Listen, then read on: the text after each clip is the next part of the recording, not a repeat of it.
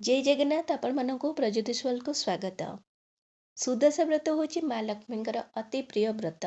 तो यही व्रत कौन नियम रही सुदशा व्रतर माने कठोर नियम जो नियम को समस्ते केवल महिला नुहे घर सब सदस्य पालन करने निहाती भाव दरकार। प्रथम हूँ माँ होचंती स्वच्छतार माने प्रतीक जोटी परिष्कार परिच्छन्न अच्छी ସେଇଠି ମା ବାସ ହିଁ କରନ୍ତି। ଯେଉଁଠି ଅପରିଷ୍କାର ଅଛି, ଯେଉଁଠି ଅସନା ଅଛି, ଗନ୍ଧିଆ ଅଛି, ସେଠି ମା କେବେ ବି ବାସ କରନ୍ତି ନାହିଁ। ତେଣୁ ମାଙ୍କୁ ସବୁବେଳେ ସ୍ୱଚ୍ଛତାର ପ୍ରତୀକ ବୋଲି ମାନ୍ୟତା ଦିଆଯାଇଛି। ତ ତେଣୁକରି ସୁଦଶା ବ୍ରତ ମାନେ ପୂଜା ଦିନ ଆଉ ତା ପୂର୍ବ ଦିନ ଘରକୁ ଭଲ ଭାବରେ ପରିଷ୍କାର କରି ରଖନ୍ତୁ। ଯେମିତିକି ଘର ଦ୍ୱାର ପୁରା ମାନେ ଆପଣ ବୁଧବାର ଦିନରୁ ଘର ଦ୍ୱାର ପରିଷ୍କାର କରନ୍ତୁ। ତା ସହିତ ଘରର ଅଧୁଆ ଜିନିଷ କି ଅଧୁଆ କୌଣସି କପଡ଼ା କି ଅଧୁଆ ଆପଣଙ୍କ ବେଡ଼ସିଟ୍ ହେଲା, ପା ପୋଛା, ତକିଆ ଖୋଳ, ତ ଏସବୁ ଧୁଆଧୁଇ କରିଦିଅନ୍ତୁ। ତା ସହିତ ଘର ଝଡ଼ାଝଡ଼ି କରିଦିଅନ୍ତୁ, ଯେମିତିକି ଘର ଅସନା ହେଇନଥାଉ। ଅଳନ୍ଦୁ ଘରେ ନ ଲାଗନ୍ତୁ। ତା ସହିତ ଘରକୁ ଗୋମୟରେ ଆପଣ ବୁଧବାର ଦିନରୁ ପୋଛି ଦିଅନ୍ତୁ। ଠିକ୍ ଅଛି। ଘରକୁ ଯେତେ ପରିଷ୍କାର କରି ରଖିବେ ମା ସେତେ ଆପଣଙ୍କ ଘରକୁ ଆସିବେ। ଗୁରୁବାର ଦିନ ମଧ୍ୟ ଆପଣ ବାରମ୍ବାର ଘର ଝାଡ଼ୁ ମାରନ୍ତୁ ନାହିଁ କି ଘର ପୋଛା ବିଲକୁଲ ବି ଗୁରୁବାର କରନ୍ତୁ ନାହିଁ। ଆପଣଙ୍କର ଥରେ ସକାଳ ବେଳା ଥରେ ଝାଡ଼ୁ ମାରିବା କଥା ତ ଝାଡ଼ୁ ମାରିବେ, ସନ୍ଧ୍ୟା ହେବା ପୂର୍ବରୁ ଘର ଝାଡ଼ୁ ମାରିବା କଥା ଘର ଝାଡ଼ୁ ମାରିବେ। କିନ୍ତୁ ତା ବ୍ୟତୀତ ଅନ୍ୟ ସମୟରେ ବାରମ୍ବାର ଘର ଝାଡ଼ୁ କରନ୍ତୁ ନାହିଁ ଗୁରୁବାର ଦିନ। ଠିକ୍ ଅଛି। ତା ସହିତ ଗୁରୁବାର ଦିନ ବିଶେଷ ଭାବରେ ଘର ଦ୍ୱାର ମାନେ ପରିଷ୍କାର ରଖନ୍ତୁ। ପରିଷ୍କାରର ଅର୍ଥ ନୁହେଁ କି ଆପଣ ଝାଡ଼ୁ ମାରିବେ ଓ ଘର ପୋଛା ମାରିବେ। ପରିଷ୍କାର ଅର୍ଥ ଯେଉଁ ଜିନିଷ ଯେଉଁଠି ରହିବା କଥା ସେହି ସ୍ଥାନରେ ରଖିବେ, ଘର ଇଆଡ଼େ ସିଆଡ଼େ ଅପରିଷ୍କାର ହେଇ ନ ପଡ଼ିଥିବ। ପୂଜା କରିବା ପୂର୍ବରୁ ଘରେ ପ୍ରଥମେ ଟିକେ ଗଙ୍ଗା ଜଳ ମଧ୍ୟ ଛିଞ୍ଚି ଦେବେ, ଯାହାଦ୍ୱାରା ପରିବେଶଟି ଆପଣଙ୍କର ମାନେ ସକାରାତ୍ମକ ପରିବେଶ ରହିବ। ମାନେ ଆଉ ନିୟମ ରହିଛି, ସଜ ଚିତା ମାଙ୍କ ଯେଉଁଠି ପୂଜା କରିବେ ସଜ ଚିତା ପକେଇବେ। ବାସି ଚିତା ମାଙ୍କ ପୂଜାରେ ଲାଗିନାହିଁ। ବିଶେଷ କରି ମାଣବସା ଗୁରୁବାରରେ ଆପଣ ବାସି ଚିତା ହେଇପାରିବ, ଚଳିବ। କିନ୍ତୁ ସୁଦଶା ବ୍ରତ ନିୟମ ରହୁଛି ଯେ ସଜ ଚିତାରେ ମା ପୂଜା ପାଇଥାନ୍ତି। ତେଣୁକରି ଚେଷ୍ଟା କରିବେ ଯେ ସଜ ଚିତା ହିଁ ପକେଇବେ।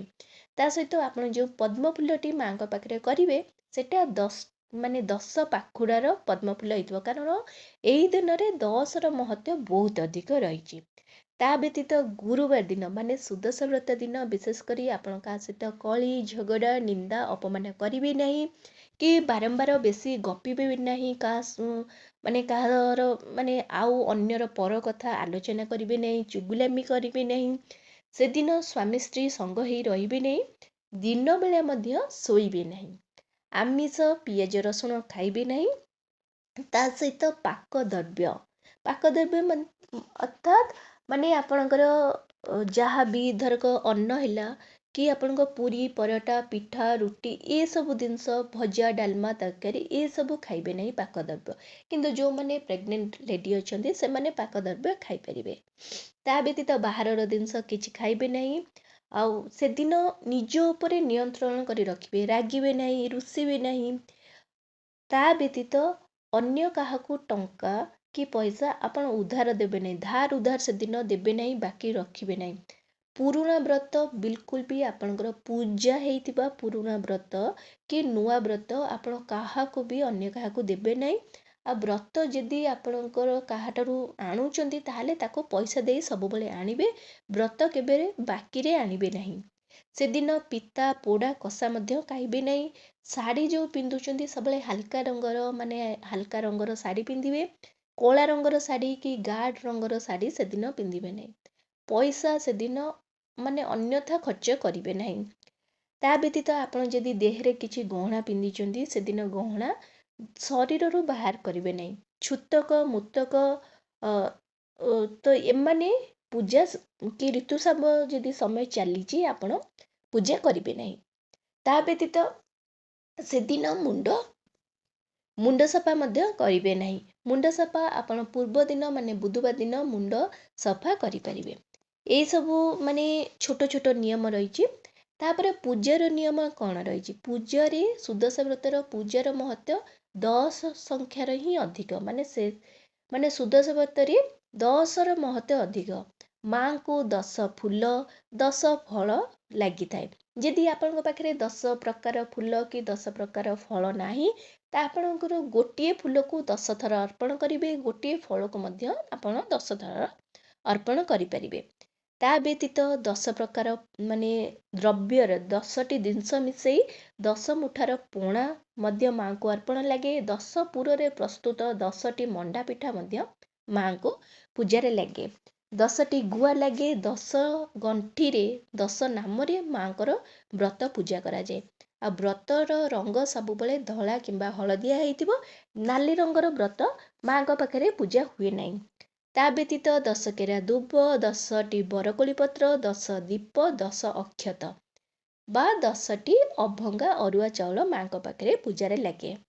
ତା ବ୍ୟତୀତ ମାଙ୍କ ପାଖରେ ଆପଣ ମୂଳା, ଆଖୁ, ଅଁଳା ପତ୍ର, ବେଲପତ୍ର ମାଙ୍କର ପ୍ରିୟ ଯାହା ବି ଜିନିଷ ଅର୍ପଣ କରିପାରିବେ। ଯେମିତିକି ଅଁଳା ପତ୍ର, ପଦ୍ମ ଫୁଲ, ମାଙ୍କର ବହୁତ ପ୍ରିୟ ପଦ୍ମ ଫୁଲ, ତ ସେ ସବୁ ଆପଣ ଅର୍ପଣ କରିପାରିବେ। ଆଉ ସୁଦଶା ବ୍ରତରେ 3 ପ୍ରହରର ପୂଜାର ନିୟମ ମଧ୍ୟ ରହିଛି। ତ ଆପଣ ସବୁବେଳେ ଚେଷ୍ଟା କରିବେ 3 ପ୍ରହର ପୂଜା କରିବେ। ଆଉ ପୂଜା ଶେଷ ହେବା ପରେ ଶେଷ ପୂଜା ଯେଉଁଠି 3 ପ୍ରହରର ଲାଷ୍ଟ ପୂଜାଟି ଆପଣ ତାପରେ ଉଯାପନା କରିବେ। ବିନା ଉଯାପନରେ ମଧ୍ୟ ବ୍ରତଟି ସମ୍ପୂର୍ଣ୍ଣ ହୁଏ ନାହିଁ। ସେଦିନ ଯେଉଁମାନେ ବ୍ରତଧାରୀ ଅଛନ୍ତି ସେମାନେ ଉପବାସ କରିପାରିବେ, ନହେଲେ ପାଣି, ପଣା, ଫଳମୂଳ, ପୂଜା ଭୋଗ ଯେମିତିକି ଆମର ଫଳମୂଳ, ମଣ୍ଡା ପିଠା କି ପଣା ଭୋଗ ଏସବୁ ଖାଇ ମଧ୍ୟ ରହିପାରିବେ। ଆପଣ ଚାହିଁବେ ଯଦି ସକାଳ ପୂଜା ସମୟରୁ ଅଖଣ୍ଡ ଦୀପ ମଧ୍ୟ ଲଗାଇ ପାରିବେ। ଯେତେବେଳେ ବ୍ରତଟି ପୂଜା କରୁଛନ୍ତି, ବ୍ରତଟି ବାନ୍ଧୁଛନ୍ତି, ତ ଡାହାଣ ହାତର ବାହୁବନ୍ଧରେ ଆପଣ ବାନ୍ଧନ୍ତୁ, ହାତ ମୂଳରେ ବାନ୍ଧନ୍ତୁ ନାହିଁ। ତା ସହିତ ସନ୍ଧ୍ୟା ପୂର୍ବରୁ ଉଯାପନା ମଧ୍ୟ କରିଦିଅନ୍ତୁ। ଏଇ ସବୁ ନିୟମ ରହିଛି ସୁଦଶା ବ୍ରତର। କାରଣ ଏହି ନିୟମ ପାଳନ କରିବା ନିହାତି ଭାବରେ ଦରକାର ଗୋଟେ ଗୃହିଣୀକି। ଆଶା କରୁଛି ଭିଡ଼ିଓଟି ଆପଣମାନଙ୍କୁ ବହୁତ ପସନ୍ଦ ଆସିଥିବ। ଯଦି ଆସିଛି ତାହେଲେ ଏଇ ଚ୍ୟାନେଲକୁ ଜଲ୍ଦି କରି ଲାଇକ୍, ସେୟାର, ସବସ୍କ୍ରାଇବ୍ କରିଦିଅନ୍ତୁ। ନମସ୍କାର।